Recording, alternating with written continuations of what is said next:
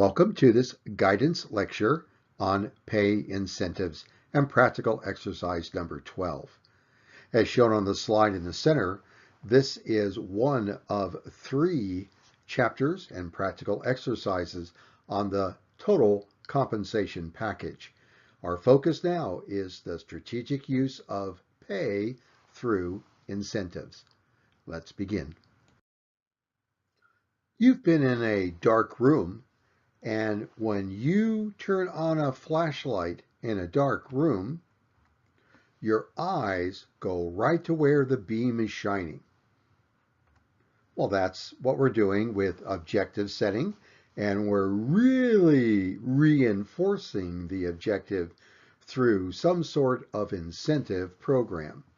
So, where are you going to shine your flashlight's beam, boss?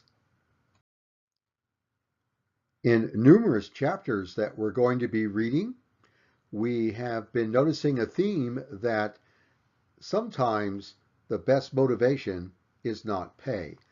And I'm continuing with that theme. Let's look at alternative reasons on why employees might desire just to do a good job besides pay. So there's some textbook readings, but we're back into our job design. We're back into retention and motivation. And we do that through interesting work, appreciation of employees' efforts, recognition, the ability for employees to have flexibility, and they get to participate, they get to design, a sense of belonging through group work, and the ability to influence and control the way their work was done, engagement. So, you can motivate employees if they feel that they're on a mission in all types of organizations. And this works really well when you're working with volunteers. So if we're talking the total compensation package, remember that includes motivational factors that aren't necessarily pay.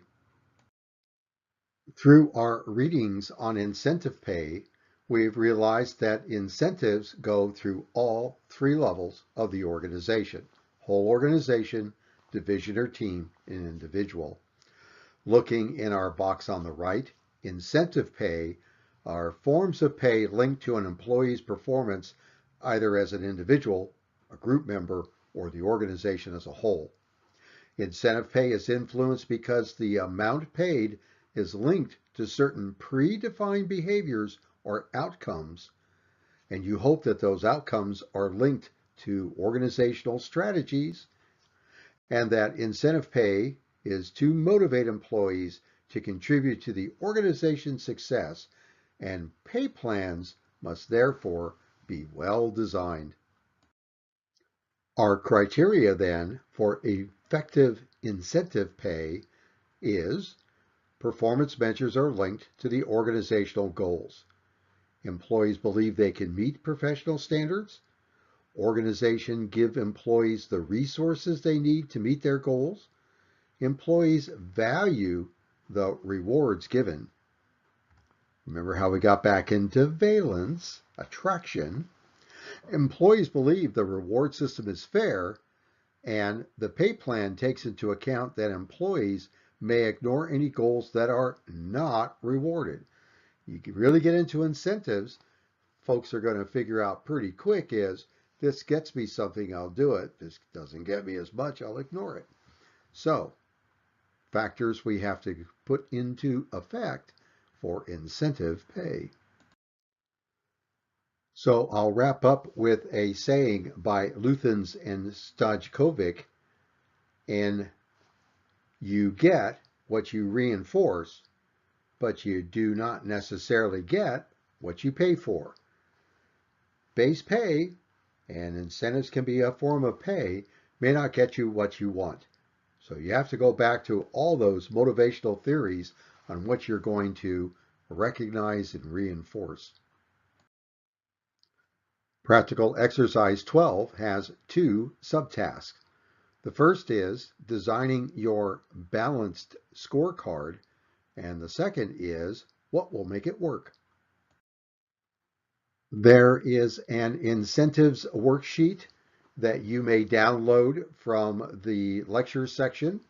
It's also available in additional resources, and it will enable you to kind of keep track of the three layers of the organization and the incentives described in our textbook at each of the levels. It'll also enable you to take notes on what is each incentive and what might be its advantages and disadvantages. Let's run a discussion, and I'd like to talk about making the incentives work and what is this balanced scorecard, and it's part and parcel of the same thing. So come along with me. This is a diagram you'll find as part of that incentives worksheet that we talked about previously. And two bits of advice. First, for potential conflicts and cautions as you go through the various levels of incentives. Deconflict your incentives. Do not self-sabotage your own pay system. Well, let me run through an example or set of examples to illustrate what I mean about deconflicting and don't self-sabotage. So we'll begin at the bottom with base pay.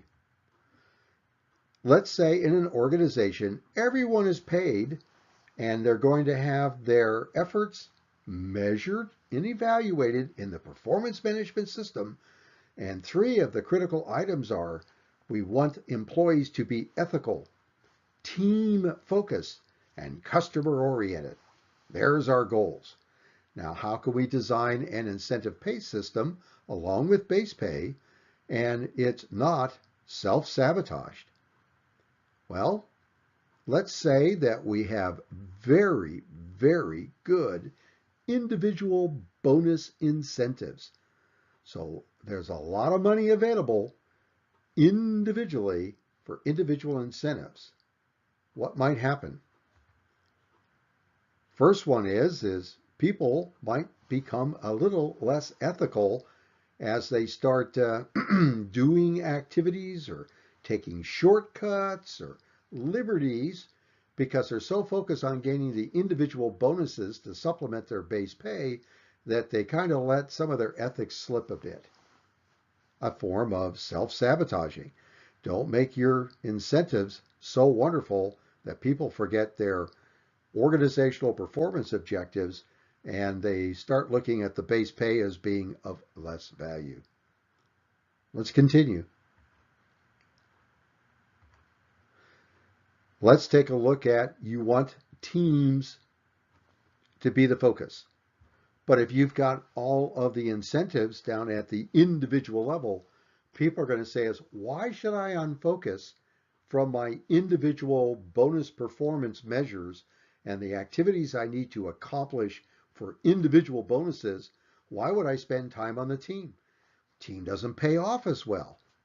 So if I want people to focus on the team, why am I incentivizing individual bonuses? Again, deconflict your incentives. Don't self-sabotage. What did you want people to focus on? That's where you've got to do the incentives.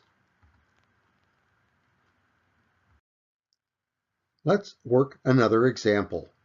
This time we're going to put all of the incentive focus on group incentives.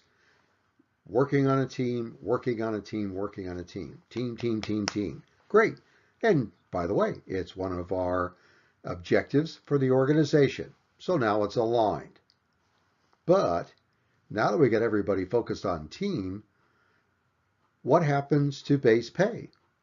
They, again, don't value base pay because you make a lot more money when the team wins. And they might not focus on their individual actual objectives. People would go, why should I be doing my job description when I should be doing team activities? If I keep doing team activities, there's a lot more money. And yeah, I've got 2 or 3 other things that are on my individual list of things to do, but ignore them because there's no incentive. Or I also might have a problem on people focusing on the whole organization. We, as a huge organization, this is what we do. Well, I don't care what we do because we is too big and I don't impact on that. So if you overcome all of your other levels by focusing on just one level, you could have a system that is self-sabotage. Now, these are extreme examples, but I just want you to get a feel of why it's called a balanced scorecard. You've got to sit down and think your way through is who are we? What do we do? What do I want to emphasize? And then let's not go overboard because people will over-focus in one area and not have a balanced approach for a balanced scorecard. Cool, huh? Another portion of the incentives worksheet now is focused on potential supporting correlations. How do we get this balanced scorecard approach? So we might say that we're going to use base pay with benefits as the main emphasis, and incentives are just a little add-ons to help focus people in some needed areas. But we're looking at base pay and benefits as the foundation. Then we are going to have merit pay when people do something really, really exceptional, way beyond what we would consider their job description and specifications. Plus, we can use team awards. Don't have to be money. Could be money, could be a little plaque, could be time off for an entire group. But we're looking for a way to get all of our base pay, benefits, and incentives to cooperate as a balanced approach in our total compensation package. Please. So our readings from the textbook give us these insights. Number one, incentives are available at all three levels. Not every incentive in the book will make sense based upon the organization or the focused job. Next, we're looking for a balanced approach, a balanced scorecard, a combination of performance measures directed toward the organization's long and short-term goals and used as a basis for awarding incentive pay. 6 categories of a balanced scorecard is we're looking at these factors. Again, we're taking the balanced approach is financial aspects, customer service aspect, internal relations aspect, learning and growth, both individually, team, and a learning organization. It's got to work with our performance management system, and it's got to provide for ethical behavior, being socially responsible, and the 3 Ps of people, planet, and profit. If you decide to download the template slides for practical exercise 12, then this will be one of the PowerPoint slides that you may use, or please feel free to modify it. But it asks you to give us your recommendations on your balance scorecard and your focus jobs incentives. At the very top is remind us who you are, what's your task force name and the members. Tell us again the type and size of your organization and what is your focus job. And then walk us through what recommendation do you have at each level for your balanced scorecard. So at each level, what's the incentive and why do you think it's going to work? Please. Let's take a look at an example chart used for the small not-for-profit information and referral center and service that was presented in previous modules. And the focus job is for the information and referral assistant manager. For the whole organization incentive, the right answer for this not-for-profit is none. They're a not-for-profit.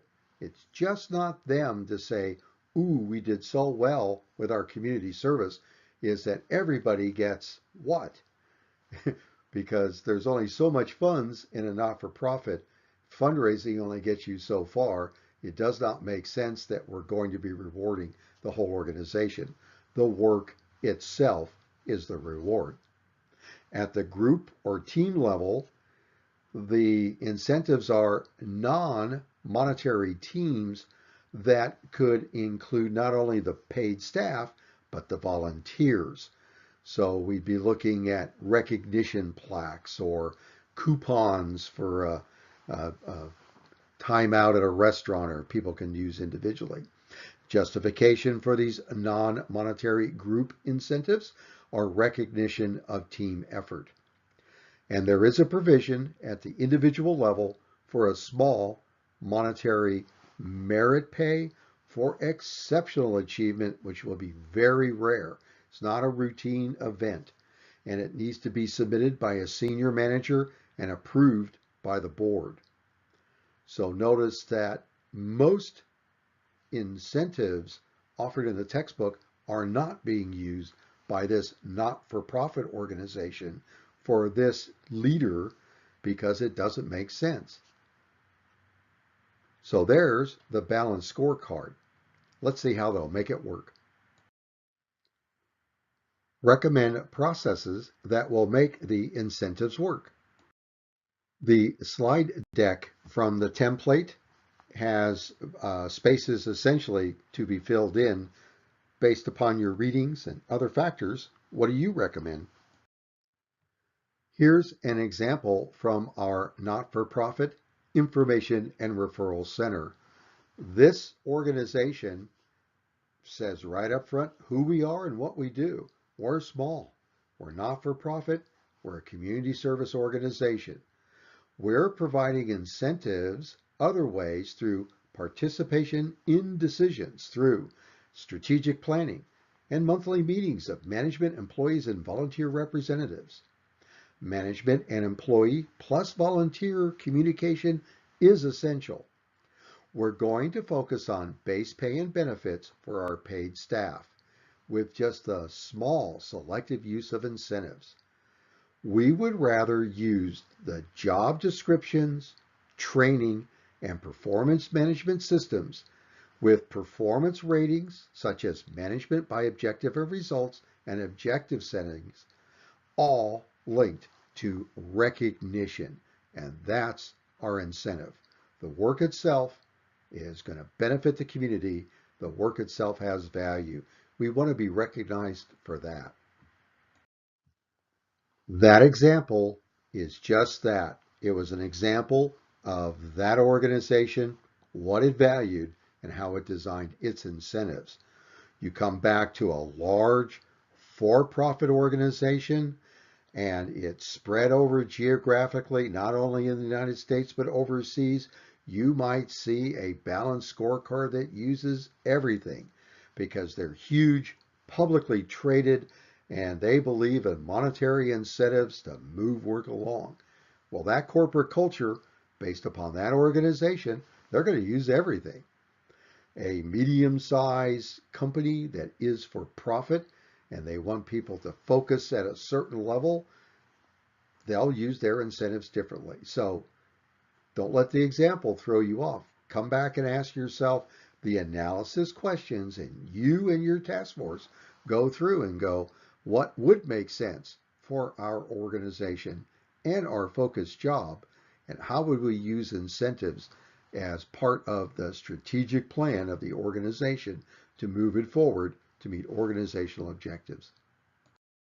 Lastly, let's discuss executive incentives for performance and ethics. Incentive pay for executives is a hot topic. Why are they making all that money? Well, you've got to be careful when you start having huge amounts of monies being used to incentivize, because you have both short-term and long-term incentives. Under short-term, bonuses based on return on investment and a year's profit or other measures related to the organizational goal is that actual payment of bonus may be delayed to gain a tax advantage. So people will be shifting income around And what's that implication? Also, if it's a publicly traded company and there are stock options involved, executives have been known to make decisions with those stock options and business decisions over time that has a long-term incentive for them and their stock options and not necessarily for the other members of the organization. So when the decisions are being made by a select few, they're going to ask the question, what's in it for us? And how can you design policies that dampen the effect of incentive pay for executives and what that means to the organization's corporate culture and who's making a decision for what? Our textbook does a fair job of reminding organizations that with incentives for executives, there are definite ethical issues, and I'll let you read that in our text. In the template slide deck, there is a blank slide to fill in, if desired, on executive incentives and for performance and ethics considerations. The sample for our not-for-profit organization would be none. It just doesn't apply to them. They've already stated on why it's going to work is that we have only a few incentives. They're not publicly traded, and there's no big for-profit organization where there's large amounts of monies to be divided out among the organizational members. So it'll run all the way from, nope, there's no slide for our organization, to, yep, it's appropriate, and here it is. Over to you. So there are your two subtasks for practical exercise number 12 on incentives. And we'll wrap up this presentation with our references. And I'm looking forward to see how your task forces address the issue of a balanced scorecard and incentives that make sense for your organization and your focused job. See you in Blackboard.